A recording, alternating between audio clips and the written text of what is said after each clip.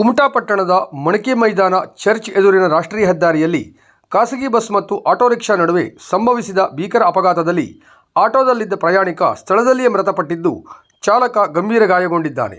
ಧಾರೇಶ್ವರ ಮಠದಕೇರಿ ನಿವಾಸಿ ದಿನೇಶ್ ಗೋವಿಂದ ಮುಕ್ರಿ 30 ವರ್ಷ ಸ್ಥಳದಲ್ಲೇ ಮೃತಪಟ್ಟ ಪ್ರಯಾಣಿಕ. ಈತ ತನ್ನ ಸ್ನೇಹಿತನಾದ ಧಾರೇಶ್ವರದ ಭಾಸ್ಕರ್ ರಾಂಪಟ್ಗಾರ್ ಎಂಬವರ ಆಟೋ ಮೇಲೆ ಕುಮಟಾಕ್ಕೆ ಬಂದಿದ್ದು, ರಿಟರ್ನ್ ಧಾರೇಶ್ವರಕ್ಕೆ ತೆರಳಲು ಮಾಸ್ತಿಕಟ್ಟೆ ಸರ್ಕಲ್ನಿಂದ ಗಿಬ್ ಸರ್ಕಲ್ ಕಡೆಗೆ ಸಾಗುತ್ತಿರುವಾಗ ಮಂಗಳೂರಿನಿಂದ ಮುಂಬೈ ಕಡೆ ತೆರಳುತ್ತಿದ್ದ ಖಾಸಗಿ ಬಸ್ ಆಟೋಗೆ ಡಿಕ್ಕಿ ಹೊಡೆದಿದೆ. ಅಪಘಾತ ರಭಸಕ್ಕೆ ಆಟೋದಲ್ಲಿದ್ದ ಪ್ರಯಾಣಿಕ ದಿನೇಶ್ ಸ್ಥಳದಲ್ಲಿಯೇ ಮೃತಪಟ್ಟಿದ್ದಾರೆ. ಆಟೋ ಚಾಲಕ ಭಾಸ್ಕರ್ ಪಟ್ಗಾರ್ ಗಂಭೀರ ಗಾಯಗೊಂಡಿದ್ದಾನೆ. ಗಾಯಾಳುವಿಗೆ ಸರ್ಕಾರಿ ಆಸ್ಪತ್ರೆಯಲ್ಲಿ ಪ್ರಥಮ ಚಿಕಿತ್ಸೆ ಕೊಡಿಸಿ ಹೆಚ್ಚಿನ ಚಿಕಿತ್ಸೆಗಾಗಿ ಮಣಿಪಾಲ್ ಆಸ್ಪತ್ರೆಗೆ ರವಾನಿಸಲಾಗಿದೆ.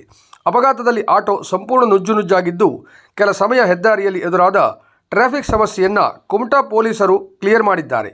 ಕುಮಟಾ ಪೊಲೀಸ್ ಠಾಣೆಯಲ್ಲಿ ಪ್ರಕರಣ ದಾಖಲಾಗಿದ್ದು, ತನಿಖೆ ಕೈಗೊಳ್ಳಲಾಗಿದೆ.